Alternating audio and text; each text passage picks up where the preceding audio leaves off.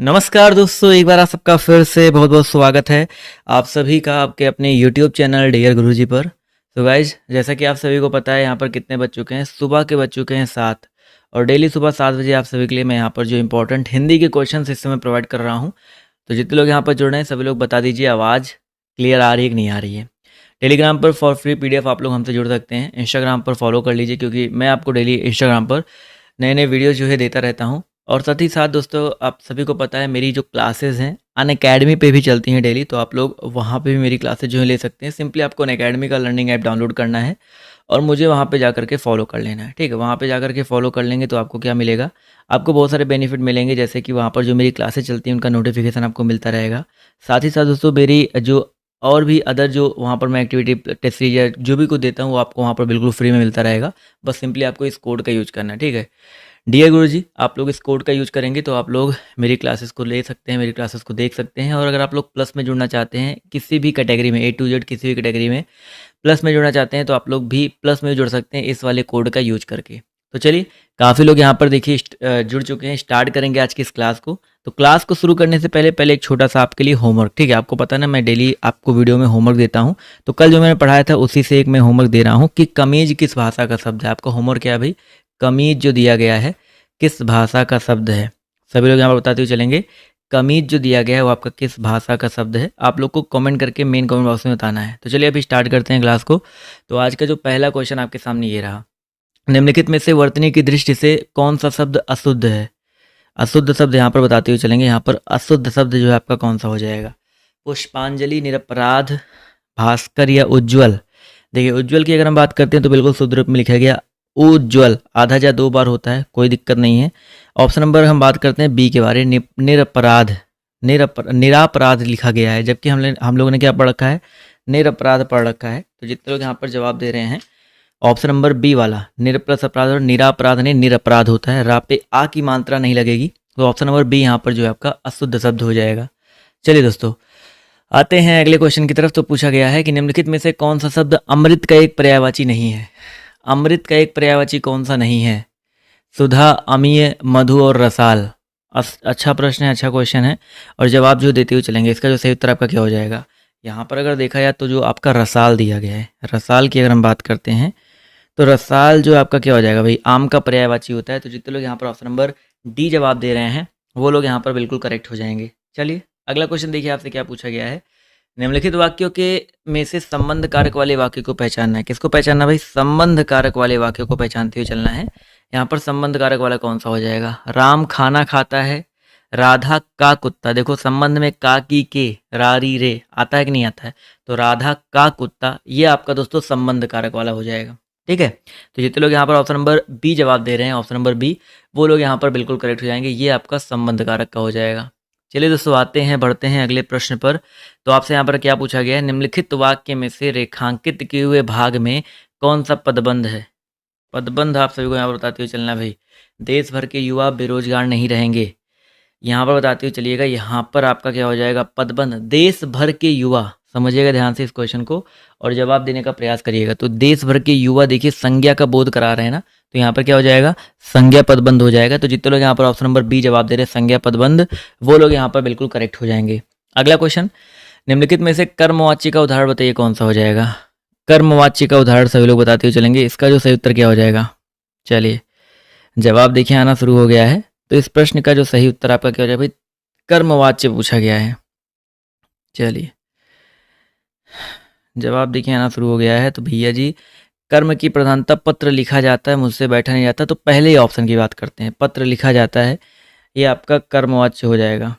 ठीक है, तो जितने लोग यहाँ पर जवाब दे रहे हैं ऑप्शन नंबर ए वाला, वो लोग यहाँ पर बिल्कुल करेक्ट हो जाएंगे। अगला क्वेश्चन देखिए, आपसे क्या कह रहा है कि निम्नलिखित में से स्त्रीलिंग शब्द बताइए कौन सा हो जाएगा। स्त्रीलिंग शब्द आपको बताते हुए चलना है। यहाँ पर स्त्रीलिंग शब्द आपका कौन सा हो सकता है, देखते हैं कितने लोग यहाँ पर सही जवाब देते हैं। चारों ऑप्शन नहीं दिख रहे हैं, कोई बात नहीं। वेदना, अध्याय, त्याग और नेत्र। चलिए थोड़ा सा अच्छा प्रश्न है और यहाँ पर प्रयास करेंगे तो इसका भी जवाब देखिए सही ही आएगा। तो यहाँ पर स्त्रीलिंग शब्द बताइए कौन सा हो जाएगा। तो वेदना, जितने लोग यहाँ पर वेदना जवाब दे रहे हैं ऑप्शन नंबर ए वाला, वो लोग यहाँ पर बिल्कुल करेक्ट हो जाएंगे। ये आपका दोस्तों कैसा हो जाएगा, स्त्रीलिंग शब्द हो जाएगा। तो ऑप्शन नंबर ए, जितने लोगों ने जवाब दिया है वो लोग यहाँ पर बिल्कुल करेक्ट हो जाएंगे। अगला क्वेश्चन पूछा गया है, निम्नलिखित वाक्य में से क्रिया विशेषण पदबंध क्या है? क्रिया विशेषण पदबंध छाटते हुए चलना है आपको यहाँ पर। उस पहाड़ी के पीछे मेरा गांव है, तो क्रिया विशेषण देखो, उस पहाड़ी के पीछे, यहाँ पर इतने ही की बात करते हैं, तो उस पहाड़ी के पीछे ये मेरा गांव है, तो ये क्रिया विशेषण, क्रिया की विशेषता जो आपका यहाँ पर बताया जा रहा है, गांव होना, गांव का होना एक क्रिया है, और कहाँ पर है, होना कहाँ पर बोध हो रहा है, उस पहाड़ी के पीछे है। तो इस वजह से ऑप्शन नंबर जो इसका ए दिया गया साथियों, ये आपका क्या हो जाएगा, ये आपका एक प्रकार से क्रिया विशेषण पदबंध हो जाएगा। चलिए आते हैं अगले प्रश्न पर। तो अगला प्रश्न सभी लोग जवाब देने का प्रयास करेंगे। वियोग श्रृंगार की कितनी दशाएं मानी गई हैं? वियोग श्रृंगार की कुल कितनी दशाएं मानी गई हैं? ये अच्छा प्रश्न है भाई, देखते हैं कितने लोग यहाँ पर सही जवाब देते हैं। वियोग श्रृंगार, देखिए श्रृंगार उसके दो भेद होते हैं, संयोग श्रृंगार और वियोग श्रृंगार। और वियोग श्रृंगार की अगर हम बात करते हैं तो इनकी टोटल 10 दशाएं होती हैं। कितनी होती हैं भाई? आपकी 10 दशाएं होती हैं। उनमें से कुछ मैं आपको बता दूं, जैसे एक अभिलाषा, चिंता, स्मृति, बहुत सारे ऐसे करके आपके टोटल 10 दशाएं होती हैं।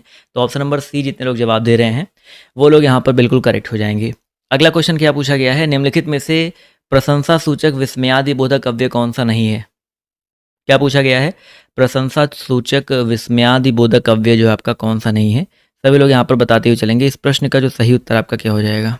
चलिए धीरे धीरे यहाँ पर देखिए जवाब आना शुरू हो गया है। तो इस प्रश्न की अगर हम बात करते हैं तो यहाँ पर जो करेक्ट आंसर आपका क्या हो जाएगा, देखा जाए तो यहाँ पर इस प्रश्न में प्रशंसा सूचक साधु साधु, बाप रे बाप, सुंदर और शाबाश, इसमें अगर देखा जाए तो आपका बाप रे बाप ये आश्चर्य का बोध करा सकता है, ठीक है। ये आपका प्रशंसा नहीं, बाप रे बाप आश्चर्य का, या बाप रे बाप आप कह सकते हो शोक सूचक का भी अव्यय हो सकता है, बट यहाँ पर प्रशंसा सूचक अव्यय तो बिल्कुल भी नहीं है। तो ऑप्शन नंबर सी जितने लोग जवाब दे रहे हैं वो लोग यहाँ पर बिल्कुल करेक्ट हो जाएंगे। अगला क्वेश्चन देखते हैं आपसे यहाँ पर क्या पूछा गया है, ध्यान से देखिएगा, बहुत ही अच्छा प्रश्न है। क्वेश्चन के ऑप्शंस दिख रहे हैं ना, बोरो सब रघुवंश कुठार की धार में, वारन वाजी सरत ही, वान की वायु उड़ान के लक्षण, लक्ष्य करो अरिहा समत्थरी। तो यहाँ पर आपको बताता है ये पंक्तियों में कौन सा रस है। चलिए भाई इन पंक्तियों में आप सभी को रस बताते हुए चलना है। क्वेश्चन नंबर 10 है। तो यहाँ पर अगर देखा जाए तो जब आपको यहाँ पर क्या हो सकता है, अगर क्वेश्चन नंबर 10 की अगर हम बात करते हैं तो यहाँ पर देखा जाए तो ध्यान से आपका हो जाएगा क्या, रौद्र रस। कुछ लोग यहाँ पर जवाब दें, जहाँ पर किसी विरोधी, किसी अपकारी आदि के कार्य होने की चेष्टा का बोध होता है, या क्रोध नामक स्थायी भाव जागृत होती है मन के अंदर, तो वहाँ पर क्रोध रस होता है, रौद्र रस होता है। तो यहाँ पर रौद्र जितने लोग जवाब दे रहे हैं ऑप्शन नंबर डी, वो लोग यहाँ पर बिल्कुल करेक्ट हो जाएंगे। चलिए अगला क्वेश्चन देखिए आपसे यहाँ पर क्या पूछा गया है, उपविराम का चिन्ह बताइए क्या हो जाएगा। उपविराम बहुत ही अच्छा प्रश्न है और जवाब देने का प्रयास करेंगे। उपविराम यहाँ पर कौन सा हो जाएगा, ये देखो पहला जो लगा है ये आपका क्या उपविराम होता है कि नहीं होता है। तो पहले ऑप्शन की बात करते तो ये आपका पहला उपविराम है। दूसरा ये आपका अर्धविराम होता है, ठीक है, ये आपका अर्धविराम है। ये प्रश्नवाचक है। चारों ऑप्शन क्लियर करते हुए चलेंगे, प्रश्नवाचक हो जाएगा। इसके अलावा यहाँ पर अगर हम बात करते हैं ये आपका छोटा ब्रेकेट जिसको बोलते हैं। तो यहाँ पर जितने लोगों ने जवाब दिया है ऑप्शन नंबर डी वाला, वो लोग यहाँ पर जो है बिल्कुल करेक्ट हो जाएंगे। चलिए अगला क्वेश्चन देखिए आपसे यहाँ पर क्या पूछा गया है, ध्यान से देखिएगा और सभी लोग जवाब जो देने का प्रयास कीजिएगा।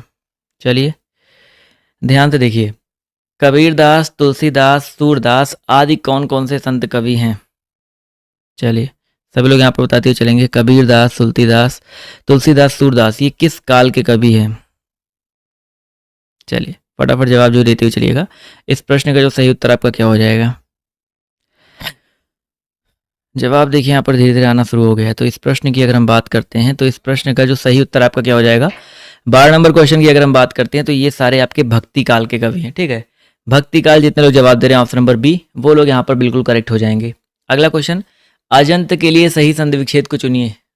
अजंत के लिए सही संधि विच्छेद को जो चुनते हुए चलना है, यहाँ पर क्या हो जाएगा, बहुत ही आसान सा प्रश्न है। क्वेश्चन नंबर आपके यहाँ पर देखिए 13 दिया गया है, जवाब देखिए आना शुरू हो गया है। तो अच प्लस अंत, देखिए ये चीज याद रखिएगा, अच प्लस अंत, चा का इसका तीसरा क्या होता है, चाचा जा में परिवर्तन हो जाता है। मैंने आपको बहुत अच्छे से व्यंजन संधि पढ़ाया हुआ है, छोटा सा वीडियो है, शायद 10-15 या 20 मिनट का कह सकते हो, ध्यान नहीं है कितने मिनट का वीडियो, बट ये चीज़ याद रखिएगा। ये आपका जो है आपका किसका बोध कराता है, यहाँ पर देखा जाए तो ये आपका अजंत जो है आपका व्यंजन संधि का उदाहरण है। क्लियर है। अगला क्वेश्चन देखिए आपसे क्या पूछा गया है, किसका प्रयोग सदैव एक वचन में होता है? किसका प्रयोग सदैव एक वचन में होता है? नदी, साधु, प्रत्येक और घर। नदी, साधु, प्रत्येक और घर, किसका प्रयोग सदैव एक वचन में होता है?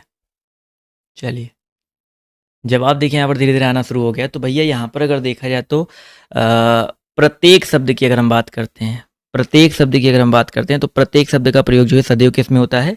एक वचन में होता है। प्रति प्लस एक मिलके मतलब प्रत्येक शब्द हमेशा एक वचन में ही होता है। नदी का नदियाँ हो जाएगा, साधु का साधुएँ हो जाएँगे, घर का घर भी हो सकते हैं। मतलब बहुवचन में इसका प्रयोग किया जा सकता है अगर इसको थोड़ा-सा परिवर्तन कर दो, लेकिन प्रत्येक शब्द का प्रयोग सदैव एक वचन में होता है, ये चीज़ याद रखिएगा।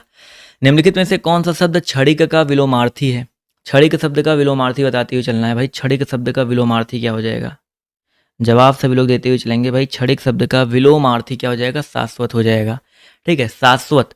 बहुत ही अच्छा प्रश्न है। शाश्वत जितने लोग जवाब दे रहे हैं ऑप्शन नंबर बी वाला, वो लोग यहाँ पर बिल्कुल करेक्ट हो जाएंगे। चलिए दोस्तों, आते हैं, बढ़ते हैं अगले प्रश्न की तरफ। तो आपसे अगला प्रश्न क्या क्या पूछा गया है? यद्यपि वह बीमार था परंतु वह मेला गया, इनमें वाक्य त्रुटियों को सुधारते हुए चलना है। चलिए भाई, यद्यपि वह बीमार था परंतु वह मेला गया, इनमें वाक्य की त्रुटि को पहचानते हुए चलना है। देखते हैं कितने लोग यहाँ पर सही जवाब देते हैं। अच्छा प्रश्न है, अच्छा क्वेश्चन है, और जवाब जो देते हुए चलिएगा। तो यहाँ पर देखा जाए तो यहाँ पर जो त्रुटि है क्या हो सकता है? यहाँ पर त्रुटि रहित, मतलब इसको त्रुटि सुधार करके त्रुटि रहित आपको बताते हुए चलना है। तो यहाँ पर ऑप्शन नंबर सी, यद्यपि वह बीमार था, यद्यपि के साथ तथापि का प्रयोग करते हैं। ठीक है, ऑब्वियस सी बात है, यद्यपि के साथ तथापि का प्रयोग होता है। तो यहाँ पर जितने लोग तथापि वह मेला देखने गया, ये यहाँ पर जो है बिल्कुल करेक्ट हो जाएगा। ऑप्शन नंबर जितने लोग जवाब दे रहे हैं सी वाला, वो लोग यहाँ पर बिल्कुल करेक्ट हो जाएंगे। क्लियर है? चलिए अगला क्वेश्चन देखिए, आपसे यहाँ पर क्या पूछा गया है? माला फेरत जुग भया, गया ना मन का फेर, कर का मन का डारी के, मन का फेर।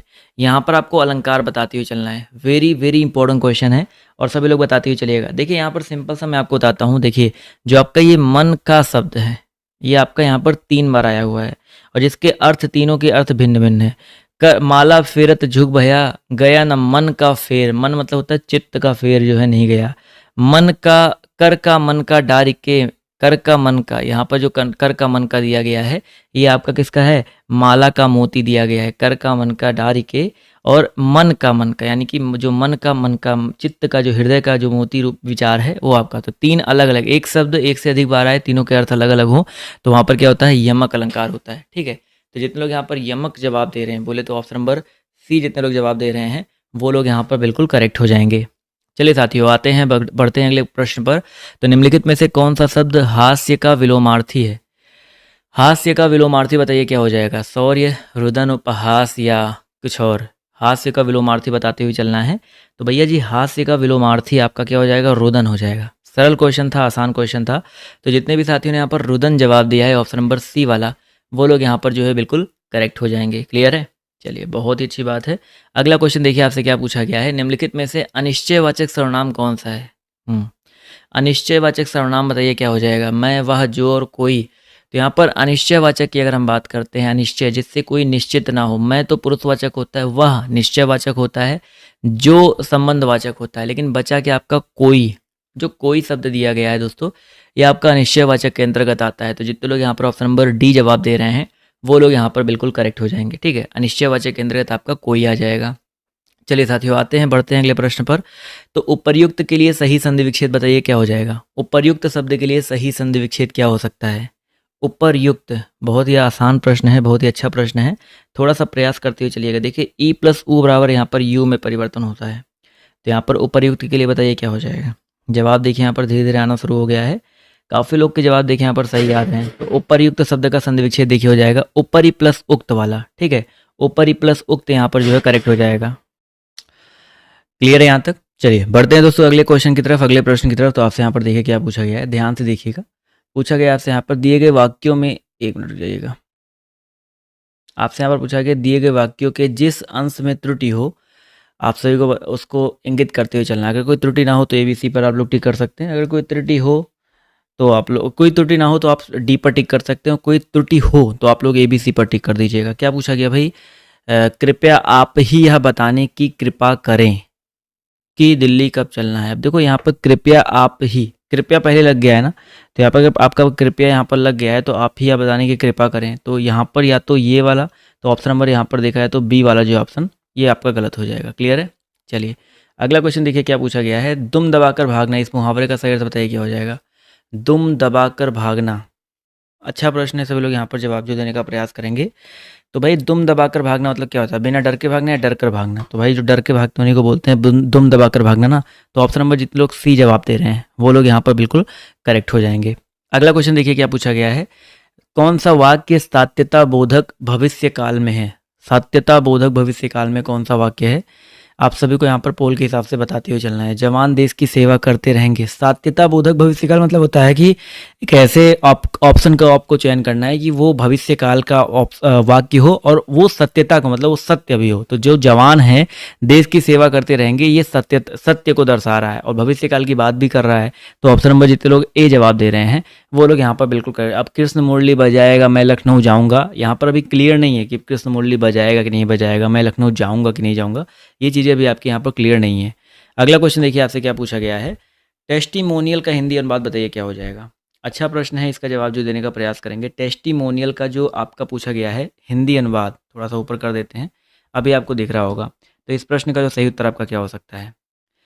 जवाब देखिए यहाँ पर धीरे धीरे आना शुरू हो गया है। तो इस प्रश्न का जो सही उत्तर आपका क्या हो जाएगा? बिल्कुल सही जवाब आ रहा है सर। टेस्टिमोनियल का जो आपका कह सकते हैं हिंदी अनुवाद है आपका क्या होता है? ऑप्शन नंबर जितने लोग जवाब दे रहे हैं अनुशंसा पत्र, परिचय पत्र, स्तुति पत्र, तो इन सब में आपका जो है देखा जाए तो सी वाला ऑप्शन प्रमाण पत्र। ठीक है, वैसे प्रमाण पत्र के अलावा प्रमाण पत्र, भेंट, विवरण, टेस्टिमोनियल का मतलब बहुत कुछ हो सकता है, वो ज़्यादा शुद्ध रूप में यहाँ पर प्रमाण पत्र आपका हो जाएगा। अगला क्वेश्चन पूछा गया आपसे यहाँ पर कालिंदी, चलिए इसके बारे में बताते हुए चलेंगे। कालिंदी का पर्यायवाची क्या है? सरस्वती है या लक्ष्मी है, यमुना है, आपका गंगा है? अच्छा प्रश्न है, सभी लोग यहाँ पर बताते हुए चलेंगे। तो कालिंदी जो है दोस्तों याद रखिए कि ये जो है आपका यमुना का पर्यायवाची है। ठीक है, लक्ष्मी, सरस्वती, गंगा का पर्यायवाची मैंने आपको कई बार बता रखी है, त्रिपतगा होता है। लक्ष्मी के बारे में बता रखा है, बट यहाँ पर यमुना जो है कालिंदी का पर्यायवाची होता है, तो इसको गलत मत करिएगा। अगला क्वेश्चन देखिए आपसे क्या पूछा गया है कि बढ़ा चढ़ा कर कही गई बात के लिए एक शब्द बताइए कौन सा हो जाएगा? बढ़ा चढ़ा कर कही गई बात के लिए एक शब्द जो है आपका कौन सा हो जाएगा? तो भाई अतिशयोक्ति होता है, लेकिन शुद्ध रूप में कौन सा लिखा गया आपको ये बताना है। तो अतिशयोक्ति की अगर हम बात करते हैं तो शुद्ध रूप में देखिए ऑप्शन नंबर डी वाला लिखा गया है। तो जितने भी साथी, जितने दोस्त यहाँ पर डी जवाब दे रहे हैं अतिशयोक्ति में, वो लोग यहाँ पर बिल्कुल करेक्ट हो जाएंगे। अगला क्वेश्चन पूछा गया है कि विकृत आकार, वेश, बोली, चेष्टा, व्यवहार आदि के वर्ण से उत्पन्न होता है। ध्यान से देखिएगा भाई, विकृत आकार यानी कि कुछ उल्टा सीधा आकार हो, अड़बंगा सा आकार हो, कुछ उसका जो वेशभूषा हो थोड़ी अजीब सी हो, बोली अजीब सी हो, व्यवहार अजीब सा हो, तो इससे क्या होता है? हास्य रस का बोध होता है। किस रस का बोध होता है भाई? हास्य रस का बोध होता है। तो जितने लोग यहाँ पर ऑप्शन नंबर ए जवाब दे रहे हैं वो लोग यहाँ पर बिल्कुल करेक्ट हो जाएंगे। क्लियर है? अगला क्वेश्चन देखिए आपसे यहाँ पर क्या पूछा गया है। निम्नलिखित में से विशेषण शब्द बताइए क्या हो जाएगा? इन चारों में आप सभी को विशेषण छापते हुए चलना है। लंबाई, बुढ़ापा, समझ और शांत। तो जैसे मैंने आपसे सिंपली आपसे क्या पूछा, हमने बोला कि वो बहुत शांत स्वभाव का है। ठीक है, अगर लंबा लिखा होता तो आपका विशेषण हो जाता, लेकिन शांत की अगर हम बात करते हैं तो उसके स्वभाव की विशेषता बताई जाए, वो शांत स्वभाव का है। तो यहाँ पर जो दिया गया आपका ऑप्शन नंबर डी वाला शांत, ये आपका एक प्रकार से गुणवाचक विशेषण होता है। तो यहाँ पर जितने लोगों ने ऑप्शन नंबर डी जवाब दिया है वो लोग यहाँ पर बिल्कुल करेक्ट हो जाएंगे। अगला क्वेश्चन देखिए आपसे क्या पूछा गया है कि किस छंद के प्रत्येक चरण में 28 मात्राएं होती हैं और 14-14 या 16-12, देखो 16-12 मैंने आपको पढ़ा रखा है, 16-12 मात्राओं पर यति बताइए किस में होता है? 28 मात्राएं किस में होती है? पहले ये याद रखो भाई, 28 मात्राएं और 16 और 12 पे यति आपका किस में होता है? हरि गीतिका में होता है। किस में होता है? हरि गीतिका में होता है। तो ऑप्शन नंबर जितने लोगों ने सी जवाब दिया है वो लोग यहाँ पर बिल्कुल करेक्ट हो जाएंगे। अगला क्वेश्चन देखिए आपसे क्या पूछा गया है। निस उपसर्ग से बना शब्द बताइए कौन सा हो जाएगा? निस उपसर्ग से बना शब्द निम्नलिखित में से कौन सा है? पापी, पापी में निस कहीं दिख नहीं रहा है, निष्पाप और निशा में दिख रहा है, बट निशा शब्द आपका एक मूल शब्द है, तो निशा शब्द में तो नहीं लगा है, बचा गया आपका निष्पाप। तो यहाँ पर जितने लोग ऑप्शन नंबर बी जवाब दे रहे हैं इसमें लगा हुआ है, तो ऑप्शन नंबर बी यहाँ पर दोस्तों बिल्कुल करेक्ट हो जाएगा। क्लियर है? चलिए अगला क्वेश्चन देखिए आपसे क्या पूछा गया है। सर्प के लिए सही पर्यायवाची वाले शब्दों की पंक्ति को चुनते हुए चलना है। किसके लिए भाई? सर्प के लिए सही पर्यायवाची वाले शब्दों की पंक्ति को चुनते हुए चलिए। व्याल, भुजंग, उरग, व्याल, या आपका यहाँ पर कुछ और हो सकता है। चलिए इस प्रश्न का जवाब जो देते हुए चलेंगे। 31 का जो सही उत्तर आपका क्या हो जाएगा? जवाब देखिए यहाँ पर आना शुरू हो गया भाई। सर्प के लिए यहाँ पर शुद्ध आंसर क्या हो सकता है? यहाँ पर देखिए व्याल, व्याल दिया गया है, भुजंग दिया गया है, उरग दिया गया है। तो यहाँ पर ऑप्शन नंबर जो इसका बी वाला दिया गया है ये यहाँ पर जो है बिल्कुल करेक्ट हो जाएगा। क्लियर है? चलिए बहुत अच्छी बात है, ऑप्शन नंबर बी जितने लोगों ने जवाब दिया है वो लोग यहाँ पर बिल्कुल करेक्ट हो जाएंगे। अगला क्वेश्चन देखिए आपसे यहाँ पर क्या पूछा गया है, ध्यान से देखिएगा और सभी लोग जवाब देने का प्रयास कीजिएगा। हिंदी भाषा में निम्नलिखित में से कौन सा शब्द फ्रेंच भाषा से लिया गया है? हिंदी भाषा में कौन सा शब्द जो आपका फ्रेंच भाषा से लिया गया है, आपको ये बताते हुए चलना है।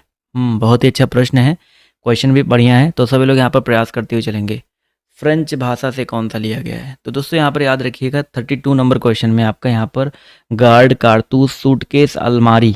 तो यहाँ पर दोस्तों आपका करेक्ट आंसर क्या हो जाएगा?